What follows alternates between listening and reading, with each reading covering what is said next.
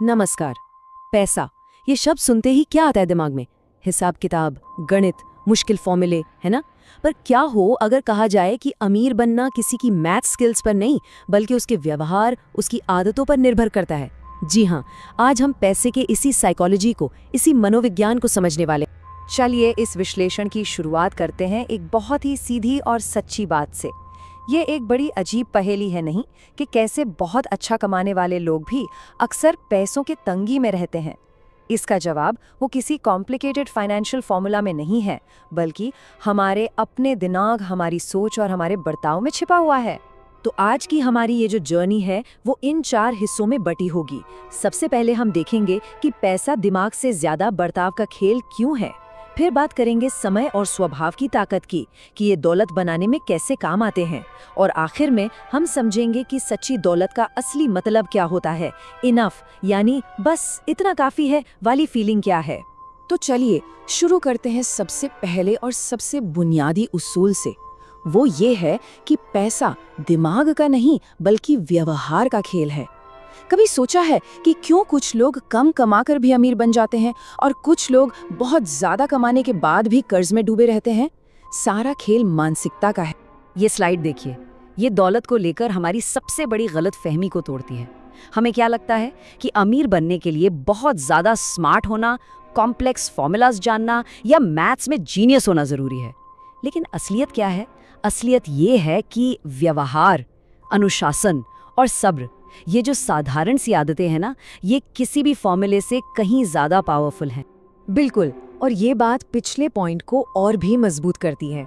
दुनिया में ऐसे कई बेहद बुद्धिमान लोग हैं जो गरीब हैं, और वहीं कई औसत समझ वाले लोग अमीर हैं। क्यों? क्योंकि फाइनेंशियल सक्सेस का सीधा कनेक्शन किसी की इंटेलिजेंस से है ही नहीं। ये इस बात पे निर्भर करता है कि कोई इंसान पैसे के साथ कैसा बर्ताव करता है, खासतौर पे तब जब हालात मुश्किल हों, जब उस पे दबाव हो। ठीक है, तो अब चलते हैं अगले हिस्से पर। दौलत बनाने के 2 सबसे मजबूत पिलर्स, 2 सबसे मजबूत स्तंभ। पहला है समय, जो दौलत को कह सकते हैं कि अटैक मोड में बढ़ाता है। और दूसरा है स्वभाव, आपका टेम्परामेंट, जो उसे बचाता है, जो डिफेंस का काम करता है। कंपाउंडिंग, इसे अक्सर दुनिया का 8वां अजूबा भी कहा जाता है। और ये है क्या? बहुत आसान शब्दों में ये है पैसे से और पैसा बनाने की प्रोसेस। इसमें कोई रॉकेट साइंस नहीं है, कोई टैलेंट नहीं है। ये बस प्रकृति का एक नियम है और इसे काम करने के लिए सिर्फ एक ही चीज़ चाहिए, वो है समय। वॉरेन बफेट का उदाहरण इस बात को जबरदस्त तरीके से दिखाता है। देखिए, उनकी ज्यादातर दौलत, मतलब 95% से भी ज्यादा 60-65 साल की उम्र के बाद बनी। तो लेसन क्या है? सबसे जरूरी बात यह है कि कंपाउंडिंग का असली जादू देखने के लिए आपको बस लंबे समय तक टिके रहना है, गेम में बने रहना है।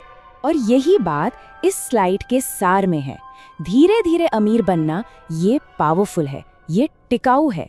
लेकिन जल्दी अमीर बनने की कोशिश करना वो बहुत खतरनाक हो सकता है।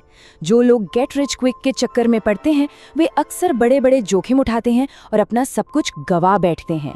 लेकिन जो लोग सब्र रखते हैं अंत में वही खेल जीतते हैं। तो फिर वो कौन सी चीजें हैं जो हमें टिके रहने से रोकती हैं? ये 3 भावनाएं, ये दौलत बनाने की सबसे बड़ी दुश्मन है। पहला, डर। मार्केट गिरा और मन में आया, अरे सब कुछ गिर रहा है, मुझे अभी बेचना होगा। दूसरा, लालच। सब कमा रहे हैं तो ख्याल आया, हर कोई कमा रहा है, मुझे भी पैसा लगाना ही है। और तीसरा, अति आत्मविश्वास। मुझे तो मार्केट के बारे में सब पता है। यही वो इमोशंस हैं जिन्हें कंट्रोल करना स्वभाव की असली परीक्षा होती है। और यहीं पर बचाव वाली सोच, वो डिफेंसिव माइंडसेट काम आता है। देखिए, लक्ष्य ये नहीं होना चाहिए कि सबसे ज़्यादा रिटर्न्स कमाए जाएं। नहीं, लक्ष्य ये होना चाहिए कि हम बर्बाद होने से बचें, गेम से बाहर ना हो जाएं। एक इमरजेंसी फंड रखना, फालतू के कर्ज से दूर रहना, ये छोटी छोटी चीज़ें किसी को भी खेल में बनाए रखती हैं। और जब कोई टिका रहेगा तभी तो कंपाउंडिंग अपना जादू दिखा पाएगी। तो अब तक हमने दौलत बनाने के कैसे पर बात की। अब आते हैं एक और भी गहरे सवाल पर। क्यों? पैसे का असली मकसद क्या है?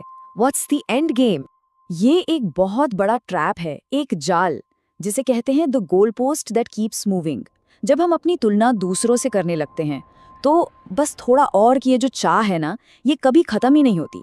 ये एक ऐसा खेल है जिसे जीतना नामुमकिन है, और इस खेल में लोग अक्सर वो सब कुछ दांव पर लगा देते हैं जो उनके पास है, जिसकी उन्हें जरूरत है, सिर्फ उस चीज के लिए जो उनके पास नहीं है और जिसकी शायद उन्हें जरूरत भी नहीं है। तो फिर अगर सच्ची दौलत सिर्फ एक नंबर नहीं है तो वो है क्या?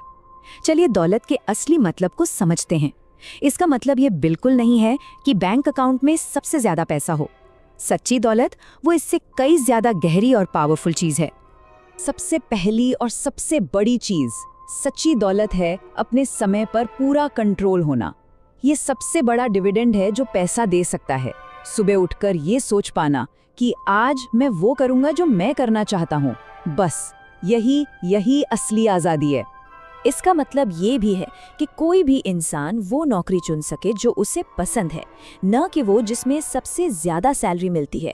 इसका मतलब है कि वो नए मौक़ों का फ़ायदा उठा सकता है, अपने पैशन को फॉलो कर सकता है बिना पैसों की चिंता किए। और आखिर में सच्ची दौलत है मन की शांति। यही असली इनाम है। ये सुकून कि अगर कल कोई अनएक्सपेक्टेड खर्चा आ गया तो उसे संभालने के लिए पर्याप्त पैसा है। ये जानना कि भविष्य सुरक्षित है, यही वो मन की शांति है जो पैसे से खरीदी जा सकती है। तो पैसे के मनोविज्ञान की इस पूरी यात्रा से हमने क्या सीखा? चलिए, जो सबसे ज़रूरी बातें हैं उन्हें एक बार फिर से जल्दी से दोहराते हैं। अगर बस कुछ बातें याद रखनी हो तो वो ये हैं।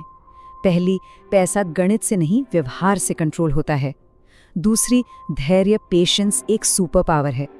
तीसरी, कंपाउंडिंग को काम करने के लिए समय चाहिए। चौथी, बहुत ज़्यादा रिटर्न कमाने से कहीं ज़्यादा ज़रूरी है खेल में टिके रहना। और पांचवी, मन की शांति ही सबसे बड़ी दौलत है, द ग्रेटेस्ट एसेट। और ये विश्लेषण हमें आखिर में इसी एक सवाल पर लाके छोड़ता है, हर इंसान के लिए पर्याप्त क्या है? इनफ का मतलब क्या है? दूसरों के स्टैंडर्ड्स या समाज के दबाव के हिसाब से नहीं, बल्कि किसी के अपने वैल्यूज और अपने गोल्स के हिसाब से। शायद इस सवाल का जवाब ढूंढना ही जिंदगी का सबसे इंपॉर्टेंट फाइनेंशियल डिसीजन होता है।